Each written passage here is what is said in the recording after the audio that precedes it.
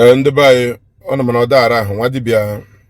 lewe anya niile na-achọgwu ihe nọ n'ele ọdara ahụ ya adaga n'ọbụ nọ n'ala ọwa ha dị ihe ọhụrụ ọnụ mana Ebuka Obi nwere ụlọ ụka ọ na-achị ya na Ngọkpala ọsọ ga-ara ma ụlọ ụka ma ụlọ ọgwụ ma nta n'ime oke ọsọ ga-ara mana gị lee anya n'ịntanetị risentịlị gị hụ ka ndị ome ndị ụmụ okorobịa ndị Ngọkpala n'Imo steeti bụchapụla ka ada eme protest Ebuka Obi ojikwewara ala ha Ebuka Obi anya ha ala ha keke ịma na ọwụ ọjịrị mma ka ụtọ na-agbakarị ọnụ mana ọ dị n'onye chọọchị ka nji awụ onye Zion ministry ka nji awụ onye nke Ebuka Obi ama aka ji ọfụ ihe na-ekwu ihe ụda awụ na eziokwu gwụ mma na-agwụ ịhụrụ ndị Ngọkpala ụmụnne anyị ndị Imo steeti ọ na-agbagide shakashaka na-agba ihe ọ na-eme ụdọ na-eme distraction niile ọnụ bụ abịaga ọ na-emegide ihe Ebuka Obi biri ime ebe ka ọ nọ ya na ọ na-eme asị ya mgbe a na-asị ma na-agbagide shakashaka shi na frying pan kalaga n'ọkụ ọ na-akalagala n'ọkụ ịma ndị Igbo adara ha were ọka mmụ ihe mebie ka anyị ihe mgbe onye Igbo na-achọrọ ka ọ meji ihe ọdara ha ndị Igbo were ọka mmụ ihe measị ivenechọ ụlọ onye Igbo wara prezidentị ụdọ ndị Igbo ga-arọ ga nnọọ chepụ ya na sọrọ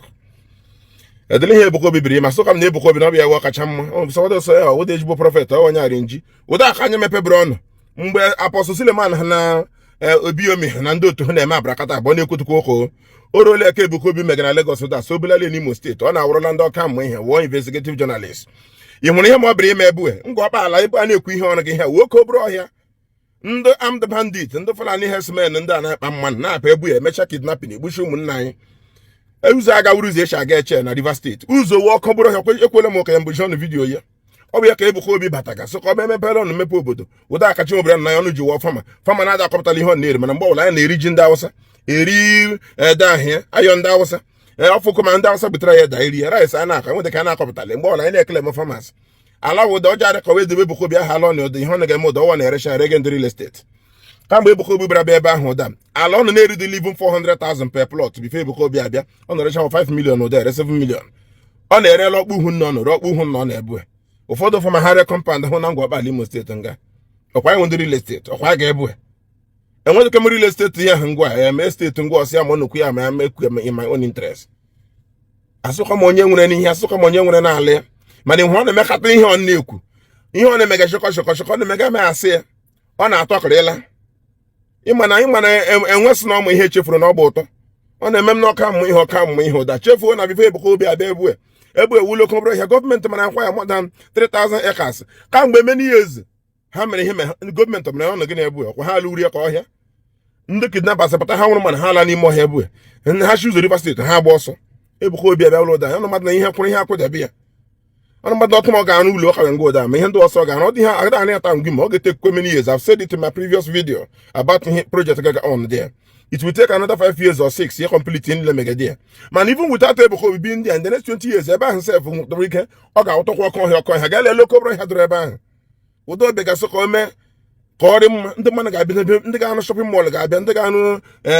apartment ga-abịa ọnụ ma crowd ihe ndị a na-azụ ndị be ga-ala kere ebe ọla na-ayọtọgo ebe ụmụ ebe a na-eme ụmụ ihe chọọchị ndị a na ndị otu ya ọnụ mmadụ ihe kwuru ihe akwụdebe edo onye hụrụ onwe ya n'elu ọjị onye riri ọjị otu nri ya akparakwa nkụ nga ọ bụ akpa na ọjị adụkwarị ya dada ọkwa oke osisi ka ọ hụrụ ahụ ụda gọọmenti emechabed n'ebe arị ka mee ya afọkwọ ọnụ lekwa na ụmụ ọdụ nga spebat lekwa ụmụ dad ụzọ hore ka swimming pool ka egwure ka swimming pool ka ndị ụzọ ha gọọmenti echetebedị ya afọkwa ọnụ ya afọkwa saịdị ebu ya nọ n'oke obere ọhịa ka a ga echeta adọkwa m ekwu ihe na mba ka nna abụrụ na nna m ochinye chi nwoke anyị ma ọ sị ka ebe arị ndị ebe ka nna ekekwere na ụmụnne anyị ndị Ngọkpala ọ na-eme asakwara ihe ọ na-eme asakwa ihe ọkwa abụọ nọ ka ọkụ ọ na-emegide nnọọ mee asị echifu Ebuka Obi ọkwa